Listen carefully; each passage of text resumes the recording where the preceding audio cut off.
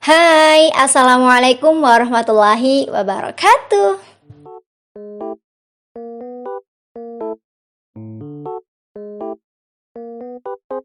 Aku Naila Nafa. Di video kali ini, seperti di judulnya, aku akan sharing pengalamanku. Gimana sih kehidupan aku setelah lulus kuliah jurusan pendidikan. Dan kali ini sebelum aku mulai sharing time, ini aku belum pakai apa-apa. Nah, kebetulan sekarang aku lagi mau cobain serum terbarunya Scarlett Whitening. Yuk, sekarang kita cobain dulu. Tara, ini adalah combo serum terbarunya Scarlett Whitening. Yang warna ungu adalah Niacinamide Serum, dan yang warna hijau ini adalah Retinol Serum. Nah, sekarang aku mau kasih contoh pemakaiannya ke kalian. Sebenarnya ini dipakainya malam hari, berhubung sekarang aku lagi pengen nunjukin, jadi ya udah nggak apa-apa, kita contohin aja. Ini aku lagi pakai di siang hari. Kita pakai separuh-separuh. Yang sebelah kanan karena di sini lagi ada jerawatnya. Ini adalah jerawat hormon. Ini aku mau pakai yang retinol serum. Dan yang sebelah kiri ini aku akan pakaiin yang niacinamide 5%. Oke, botolnya seperti ini teman-teman. Cara pakainya gampang banget, tinggal dipencet-pencet. Ini teksturnya memang agak kental ya, jadi agak susah ngambilnya. Ini kita pakein aja di sebelah kanan. Ini aku udah pernah pakai beberapa kali dan aku masih belum berani ngecampur ya teman-teman, karena ada teman-teman yang lain itu yang kulit wajahnya sudah kebiasa banget pakai serum atau skincare yang berat, jadi mereka berani untuk ngecampur kedua kandungan ini. Kalau kalian berani dan menurut kalian itu kulitnya kuat, ini bagus banget. Tapi berhubung aku belum berani, ini aku pakainya masih 2-3 kali dalam seminggu aja. Terus nanti seiring berjalannya waktu aku akan pakainya setiap hari. Si retinol ini dia mengandung retinol, kemudian mengandung allantoin, vitamin C, pomegranate extract, dan hexapeptide night. Retinol serum ini dia berfungsi untuk menyamarkan kerutan di wajah, mencegah penuaan dini kayak anti-aging gitu, dan dia juga bisa untuk memperbaiki skin barrier dan untuk merawat wajah yang berjerawat. Jadi ini cocok banget buat kalian yang lagi berjerawat. Sekarang yang sebelah kiri mau aku pakein yang niacinamide 5%. Teksturnya cair teman-teman, buat kalian yang pengen tahu teksturnya itu mirip banget dengan acne serum yang biasa itu. Oke, ini kita pakein dulu di yang sebelah kiri. Jujur banget ini udah pernah aku pakai. Dan waktu bangun tidur itu bener-bener ngerasa lembut banget. Ini wanginya itu soft ya, kayak ada wangi-wangi tumbuhan gitu. Aku nggak tahu ini apa. Niacinamide serum ini dia mengandung niacinamide 5%, kemudian ada beta glucan 7 extract, dan mengandung triple ceramide complex yang berfungsi untuk menyamarkan noda hitam. Dia juga bagus banget untuk mencerahkan kulit kalian serta memperbaiki skin barrier kalian. Kalau skin barrier kalian kurang kuat, ini niacinamide bagus banget buat kalian pakai, dan dia juga bisa mencerahkan serta melembabkan. Yeay, aku udah selesai touch up makeup. Dan ini tadi aku setelah pakai serum retinol dan niacinamide itu langsung aku touch up pakai makeup. Alhamdulillah aku ngerasa kayak makeupnya jadi kayak nempel banget gitu. Nah, gitu teman-teman. Alhamdulillah. Ini aku suka sama teksturnya, kenyal-kenyal kayak dingin gitu. Oke, sekarang aku mau cerita sharing pengalamanku, kehidupanku setelah lulus sarjana S1 di jurusan pendidikan. Sebenarnya video ini aku termotivasi dari videonya Kak Gita dan Kak Keke Genio, karena beliau-beliau juga udah bikin sharing pengalaman setelah lulus kuliah S1. Nah, sekarang aku mau bikin yang versi lulusan pendidikan, karena banyak menurut aku dari aku sendiri maupun teman-temanku itu ngerasain gimana sih ekspektasi orang-orang yang lulusan di jurusan pendidikan. Baiklah, yang pertama aku mau ngasih tahu dulu ekspektasiku setelah lulus banget dari kuliah. Itu masih idealis ya teman-teman ya, karena masih fresh graduate, jadi kayak pikirannya yang ya gitulah, namanya orang bermimpi. Oke, yang pertama itu aku lulus S1 itu langsung lanjut ke S2, maunya sih ambilnya di UIN Malang aja.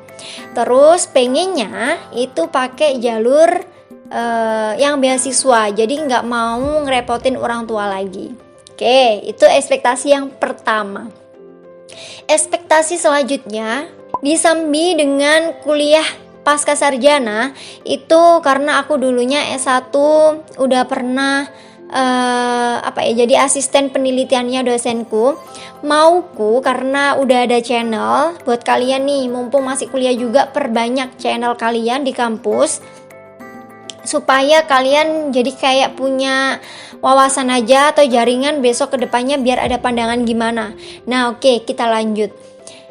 Karena aku udah pernah jadi asisten penelitian, mauku waktu aku kuliah di pasca sarjana, mauku ya itu bisa ngedosen di S1 UIN Malang, ekspektasiku. Gak apa-apa. Terus selain ngedosen, aku juga punya ekspektasi karena tinggal di Malang, itu aku bikin bisnis di Malang, bisnis makanan atau bisnis fashion, karena memang Malang itu tempatnya mahasiswa, jadi kayak bayanganku sih kalau bikin bisnis makanan atau fashion itu lumayan potensial di sana gitu. Dan sekarang selamat datang di kehidupan realita aku sebagai seorang sarjana pendidikan. Nah teman-teman, singkat cerita, aku itu adalah sarjana COVID-19, tapi aku masih ngikutin sempro itu secara offline. Nah baru setelah itu sekitar bulan April apa Mei ya, aku lupa, itu ada pengumuman pertama kali kalau kita disuruh lockdown dan semuanya dipulangkan. Nah which is itu ngebikin aku ngerjakan skripsinya secara online, sidang aku secara online, dan wisuda aku juga secara online. Kabar buruknya, ternyata setelah lulus di bulan Juni, aku agak lupa banget, itu ternyata aku nggak langsung wisuda. Wisuda aku masih 1 tahun setelahnya, hampir setahun setelahnya. Dan ternyata itu juga aku belum dapat ijazah karena nunggu adanya wisuda. Oke, disitulah mimpi aku yang pertama terpatahkan, yaitu aku pingin setelah lulus langsung kuliah pasca sarjana. Nah, di sini sebenarnya aku ada miskom karena aku kurangnya informasi dan kurang update. Ternyata teman-teman aku setelah lulus S1 yang seangkatan sama aku, mereka bisa langsung ngambil pasca sarjana itu dengan menggunakan surat keterangan lulus. Nah, disinilah karena nggak tahu kenapa aku kurang informasi, aku pikir harus pakai ijazah, jadi aku berhenti dulu, aku break dan nggak jadi ngambil S2. Oke, di situ masih ada pikiran buat lanjut S2. Setelah aku tunggu-tunggu hampir 1 semester, ternyata masih nggak ada beasiswa.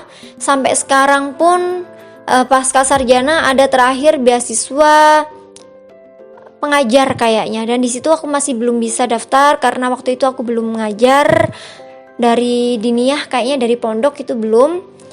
Dan sampai saat ini nih aku akhirnya belum jadi S2, mimpi yang pertama terpatahkan.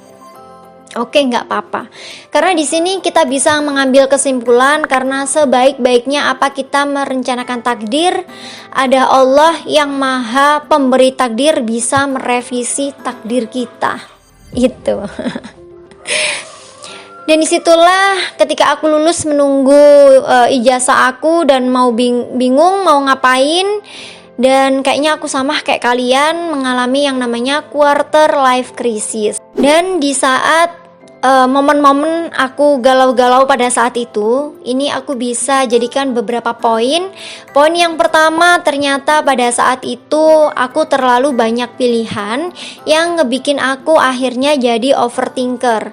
Pilihan-pilihan ini bisa saja kita sebut karena aku pengen melanjutkan pendidikan, aku pengen lanjut S2, kemudian aku nunggu beasiswa, kemudian jujur banget aku nggak pengen jadi guru pada saat itu. Kemudian aku juga pengen buka bisnis, pengen jadi karyawan aja, pengen nikah aja, dan masih banyak pilihan-pilihan yang lainnya. Nah, itu ngebikin aku menjadi overthinking, takut ngambil keputusan yang salah, dan overthinking juga ketika aku melihat teman-teman aku yang ternyata mereka bisa lanjut S2, mereka bisa kerja dengan gaji 5 juta ke atas, mereka ternyata bisa hidup atau membangun bisnis dengan kehidupan yang ternyata semakin baik. Disitulah bikin aku semakin overthinking, takut ngambil keputusan seperti yang aku bilang tadi. Nah, disitulah aku jadi ingat aku pernah baca di sebuah buku yang judulnya itu, maaf Tuhan, aku hampir mengalah. Aku taruh di sini bukunya. Di situ ada sebuah quote, isinya gini. Kenapa kamu senang sekali membandingkan hidupmu dengan orang lain? Tentang pekerjaan, tentang pernikahan, tentang apapun itu, tanpa sadar kamu telah menghina Allah, seolah-olah Allah tak pernah berlaku adil dalam hidupmu. Di situ aku tertampar banget karena ternyata itu hanya ketakutan-ketakutan aku, yang mana overthinking itu adalah hal yang belum pasti terjadi. Itu hanya pikiran kita. Nah, disitulah aku belajar untuk open mind, untuk grow mind, untuk positive thinking lagi. Dan akhirnya aku menemukan momen dimana aku ketemu sama bude aku. Itu aku sudah stagnan setelah beberapa bulan, hampir setahunan lah pokoknya itu.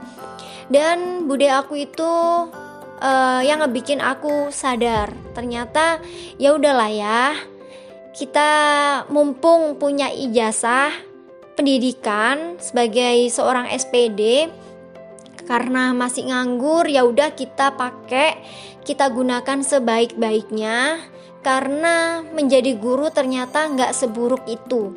Nah, karena waktu itu juga aku takut dengan adanya social pressure yang aku terima dari beberapa orang-orang yang katanya menjadi guru itu kamu nggak akan bisa jadi kaya karena guru itu nggak ada uangnya gitu.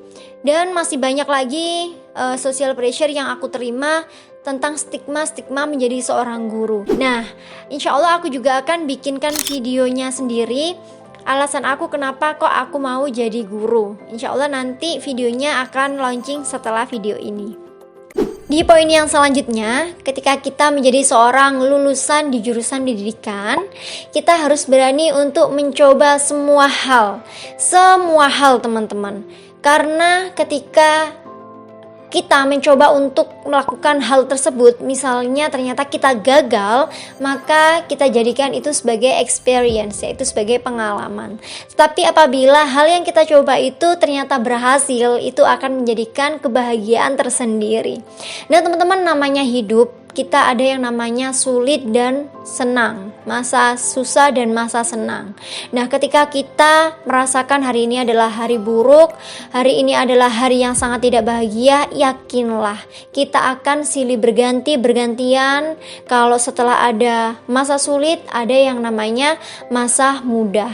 Fa inna ma'al usri yusra. Nah, setiap kesulitan pasti ada kemudahan.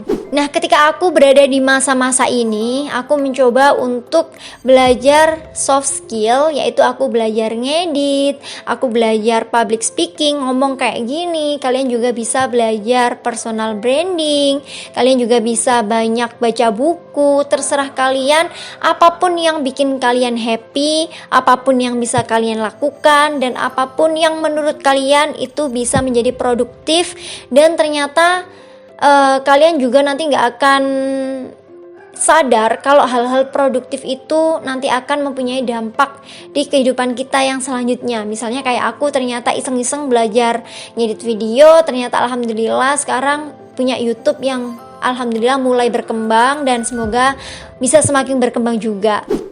And the last poinnya adalah lakukan segala sesuatu step by step. Mungkin kita terlalu menggebu-gebu, kita terlalu berlari terlalu cepat, sehingga kita lupa dengan adanya sebuah proses. Yakinlah teman-teman, di dalam sebuah kejadian dalam hidup kita, Allah sedang menitipkan hikmah di dalamnya.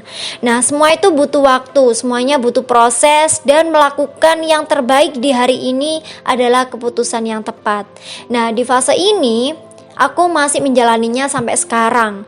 Aku masih melakukan step by step di sini karena aku juga pernah mengalami fase sulitnya nyari pekerjaan, harus ngelamar sana sini, kemudian tes sana sini, dan akhirnya aku keterima bekerja terus.